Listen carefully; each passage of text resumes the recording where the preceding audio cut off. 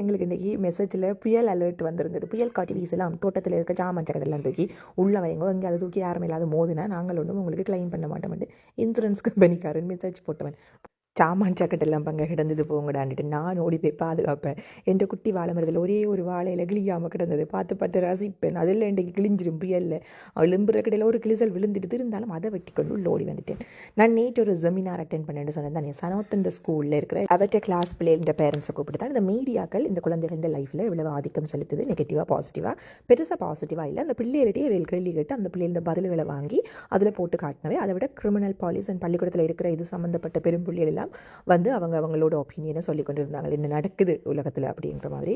நாட்டு நடப்பில் நடக்கிறத பற்றி கேட்க சரியான பயமாக இருந்தது. ஆனால் சனோத்திட்ட கேட்ட கேள்விகளுக்கெல்லாம் சனோத் கொடுத்த பதிலை பார்க்கும்போது சரியான சந்தோஷமாக இருந்தது. சனோத் செல்வாயை சரியான கண்ட்ரோலான ஆள். ஸ்க்ரீன் டைம் நல்லா கண்ட்ரோல் பண்ணுவார்.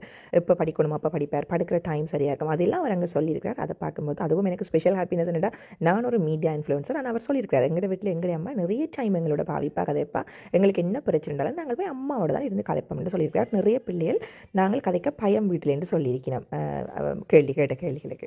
எனக்கு இன்ஃபர்மேஷன் சொன்னாங்க. ஓவராலாக சொல்லணும்னு சொன்னால் இவை மீடியா குழந்தைகள் மீடியாவோட சேர்ந்து வளரினம். அவையே மீடியாக்களால் வெளியெடுக்க இல்லாது, மிரட்ட இல்லாது, ஃபோனை பிடுங்க இல்லாது, ஒர்க் அவுட் ஆகலாம்.